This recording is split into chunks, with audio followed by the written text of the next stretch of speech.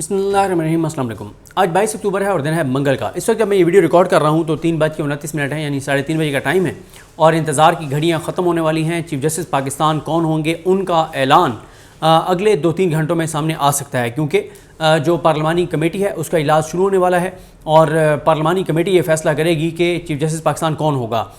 देखें, जो पार्लिमानी कमेटी है ये 12 रुकनी है और इसमें सबसे पहली जो वारदात डाली गई वो आपको बताता हूँ। ये जो 12 रुकनी है, इसमें जो नोटिफिकेशन हुआ उसके मुताबिक इसमें थे राजा परवेज़ अशरफ, नवीद कमर, फारूक एच नाइक, ख्वाजा आसिफ, एहसन इकबाल, शाइस्ता परवेज़ मलिक, आज़म नज़ीर तारड़, कामरान मुर्तज़ा, बैरिस्टर गोहर, साहबजादा हामिद रज़ा, बैरिस्टर अली ज़फ़र, राना अंसार। अच्छा, ये हैं मेंबर्स। हुकूमत ने सबसे पहली वारदात ये डाली कि इन्होंने क्योंकि 2/3 अक्सरियत से फैसला होने हैं तो हुकूमत ने अपने आप को ही इसमें 2/3 दे दी, क्योंकि हुकूमत ने यह किया कि इसमें 12 में से 8 वोट चाहिए 2/3 के लिए। तो हुकूमत ने यह किया कि 2/3 लेने के लिए इन्होंने मुतनासिब नुमाइंदगी के मुताबिक सीटें दी, इसमें नुमाइंदगी दी। तो अगर PTI को मखसूस नशस्तें मिल गई होती सुप्रीम कोर्ट के फैसले के बाद और अगर जो है वो सेनेट इलेक्शन हो गए होते KPK के, तो फिर PTI की इसमें एक सीट ज़्यादा होती, फिर हुकूमत के पास 2/3 अक्सरियत ना बचती। लेकिन एक वारदात डाली गई, इसलिए ये मतलब तरमीम हो वो भी मुतनाज़ा, ये कमेटी भी मुतनाज़ा। और अब अगर इस कमेटी ने मंसूर अली शाह साहब के अलावा किसी का फैसला किया तो फिर तो दमादम मस्त कलंदर का आगाज़ हो जाएगा। देखें, जो सुप्रीम कोर्ट ऑफ पाकिस्तान के रजिस्ट्रार की जानिब से 3 नाम जो हैं वो भिजवा दिए गए हैं। अब मैं आपको एक चीज़ बता दूं कि एक बहुत ज़्यादा बहस चल रही है कि आया ये जो लैंग्वेज है इस जो नई आईनी तरमीम है उस लैंग्वेज के मुताबिक जो बात है कि अगर जो तीसरे जज हैं याहिया अफरीदी साहब, उनको ये कमेटी उनकी अप्रूवल देती है और वो इनकार कर देते हैं, तो जो लैंग्वेज है उसमें जो एक डिस्कशन है कि कौन फिर होगा। जो पहले 2 हैं उनमें से किसी को ऑफ़र किया जाएगा या जस्टिस अमीनुद्दीन खान जो 4थे नंबर वाले हैं उनको ऑफ़र किया जाएगा। इस हवाले से कल रात मेरी बात हुई जो खालिद जावेद खान साहब साबिक अटॉर्नी जनरल पाकिस्तान इमरान खान साहब के दौर में अटॉर्नी जनरल पाकिस्तान थे, उनसे बात हुई। उन्होंने जो बात की है उसके मुताबिक यह है कि इन पहले 2 में से किसी एक को ऑफ़र करनी पड़ेगी। ऐसा नहीं है कि उसके बाद अमीनुद्दीन खान साहब के पास जा सकते हैं। वो ये कहते हैं कि जो लैंग्वेज है, देखें जो आइन की लैंग्वेज है ना, उसमें फुल स्टॉप कॉमा जो है उसकी भी इंपॉर्टेंस होती है। उन्होंने बड़ी टेक्निकल मुझे वो बात समझाई, वो अब मैं आगे आपको कम्युनिकेट नहीं कर सकता। वो इतनी एक वो जो लैंग्वेज उन्होंने बताया वो अगर मैं बताना भी चाहूँ तो वो कॉम्प्लिकेटेड ऐसी चीज़ है कि वो मैं उस तरह से एक्सप्लेन नहीं कर पाऊँगा जिस तरह से उन्होंने मुझे समझाया है। और खालिद जावेद खान साहब वो अटॉर्नी जनरल पाकिस्तान थे जिनका सबको पता है कि उन्होंने इमरान खान साहब के दौर में अदालतों में किस तरह का मौक़िफ़ अपनाया।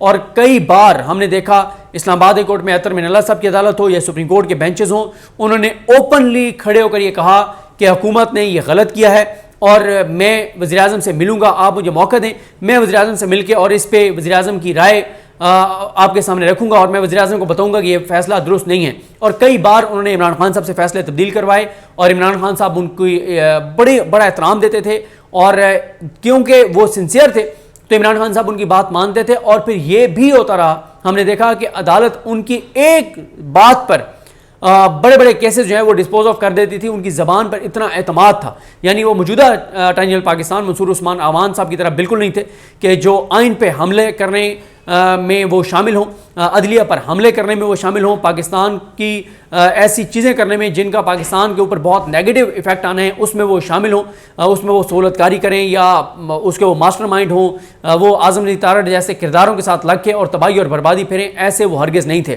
तो उन्होंने वो बड़ी फेयर ओपिनियन देते हैं और उनकी फेयर ओपिनियन यही है क्योंकि वो तहरीक इंसाफ का हिस्सा नहीं है। तो उन्होंने ये कहा कि ये पहले 2 को ही इनको ऑफ़र करना पड़ेगा, ये नहीं हो सकता कि आगे जस्टिस अमीनुद्दीन खान साहब के पास जो है वो जाएं। अच्छा, अब एक चीज़ और है कि PTI ने क्योंकि बाइकआउट कर दिया है इस कमेटी का, आया बाइकआउट का फैसला दुरुस्त है या नहीं है, इस पर बहुत ज़्यादा बहस हो रही है। इस पर बहुत से यानी तकसीम है राय। एक राय यह है कि बिल्कुल ठीक किया है बाइकआउट करके, क्योंकि जब इन आईनी तरमीम को ही आप नहीं मान रहे, इस प्रोसेस को ही नहीं मान रहे और आप समझते हैं कि सीनियर मोस्ट जज को ही बनना चाहिए, तो फिर आप क्यों इस कमेटी में बैठे हैं। दूसरी राय है कि नहीं, आपको कमेटी में जाना चाहिए था, आपको वहाँ पे अगर आपको मंसूर अली शाह साहब का नाम देना चाहिए था, आपको एजिटेट करना चाहिए था, आपको वहाँ पे पूरी बात करनी चाहिए थी, आपको वहाँ जाके रिटर्न देना चाहिए था, आपको वहाँ जाके और ऐसा रिटर्न नोट देना चाहिए था जो उस कमेटी के रिकॉर्ड का हिस्सा बन जाता। कल को जब अदालतों में केस आएगा तो वो काम आता। آپ کو بتانا چاہیے تھا کہ کیسے قاضی فائز عیسیٰ اور اس حکومت نے مل کے اور پاکستان کے ساتھ کیا کیا ہے، عدلیہ کے ساتھ کیا کیا ہے، ان آئینی ترامیم میں کیا کیا ہے، آپ کو یہ ساری باتیں بتانی چاہیے تھیں. تو یہ ایک رائے تھی. لیکن ظاہر ہے ابھی بھی تحریک انصاف کے اندر ڈسکشن چل رہی ہے. ہو سکتا ہے تحریک انصاف کے ممبرز چلے جائیں اور اپنے فیصلے کو ریویو کر لیں، کیونکہ اس وقت بڑی سٹرونگ اوپینین ہے. کیونکہ وہ جیسے حسنات ملک صاحب نے کہا کہ بیرسٹر علی ظفر صاحب سے ان کی بات ہوئی، انہوں نے کہا کہ پھر اس حساب سے تو آپ پھر کل کو جوڈیشل کمیشن میں بھی نہیں بیٹھیں گے، اس حساب سے تو آپ کو پھر پارلیمنٹ میں بھی نہیں بیٹھنا چاہیے. تو میری اپنی یہ رائے ہے کہ پی ٹی آئی کو اس میں جانا چاہیے تھا، پی ٹی آئی کو جا کر اس میں اور اسٹرانگ اپنا اوپینین دینا چاہیے تھا. اب ظاہر ہے ایک کمیٹی بن گئی ہے، اور یہ بھی ہے کہ کیونکہ جو مولانا فضل الرحمان صاحب ہیں ان کی ادھر سے یہ تاثر ہے پی ٹی آئی کو کہ مولانا فضل الرحمان صاحب کو کمٹمنٹ دی اس حکومت نے کہ منصور علی شاہ صاحب ہی چیف جسٹس پاکستان جو ہیں وہ ہوں گے. تو اگر چیف جسٹس پاکستان منصور علی شاہ صاحب ہی ہوں گے تو تحریک انصاف کو وہاں پہ ہونا چاہیے تھا. بہرحال تحریک انصاف کا یہ فیصلہ ہے. دونوں سائڈوں پہ بڑے اسٹرانگ دلائل ہیں، بائیکاٹ کے حق میں بھی بڑے اسٹرانگ دلائل ہیں، بائیکاٹ نہ کرنے کے حق میں بھی اسٹرانگ دلائل ہیں. فیصلہ تحریک انصاف کو کرنا ہے، اور یہ وہ فیصلہ ہے جس میں دونوں طرف کیونکہ اسٹرانگ آرگومنٹس ہیں. تو بہرحال جو بھی تحریک انصاف کا فیصلہ ہوگا، اب اس فیصلے کا ویسے تو تحریک انصاف وہاں جائے بھی تو کوئی اثر تو نہیں ہے، کیونکہ 8 ووٹ حکومت نے اپنے پورے کیے ہوئے ہیں. لیکن بات یہ ہوتی ہے کہ کئی چیزیں آپ تاریخ میں رقم کروانے کے لیے آپ کہتے ہیں تاریخ میں ویسے بھی ایسے بھی رقم ہو جائے گا، لیکن یہ فیصلہ تحریک انصاف کو کرنا تھا. تحریک انصاف کر چکی ہے، بدلتی ہے فیصلہ نہیں بدلتی، یہ پتہ چل جائے گا. اب ایک اور بات یہ بہت زیادہ ہو رہی ہے کہ اگر منصور علی شاہ صاحب نہیں بنتے اور یحییٰ آفریدی صاحب کا نام آتا ہے تو اس پہ میں نے خالد جاوید خان صاحب سے پوچھا. میں نے کہا جی آپ ججز کو بڑا آپ قریب سے جانتے ہیں، تو آپ بتائیں کہ یحییٰ آفریدی صاحب کو اگر بناتے ہیں تو وہ قبول کریں گے؟ انہوں نے کہا جی یحییٰ آفریدی صاحب کسی صورت بھی چیف جسٹس پاکستان بننا قبول نہیں کریں گے. انہوں نے کہا جتنا میں یحییٰ آفریدی صاحب کو جانتا ہوں کبھی بھی وہ چیف جسٹس پاکستان جو ہیں وہ نہیں بنیں گے، اور اس کے بعد پہلے 2 میں سے ہی وہ کرنا پڑے گا. اور اگر یہ امین الدین خان صاحب کو کرتے ہیں پھر تو جو تحریک اگر آپ کہیں کہ 100 کی سپیڈ پہ چلنی تھی وہ 140 کی سپیڈ پہ چلے گی. اتنی شدید جو ہے وہ مزاحمت ہوگی اور بہت سخت اس کے اوپر ریئیکشن آئے گا وکلا کا. اور میں بتا چکا ہوں کہ وکلا اب ایجوٹیشن کریں گے، وکلا لڑیں گے.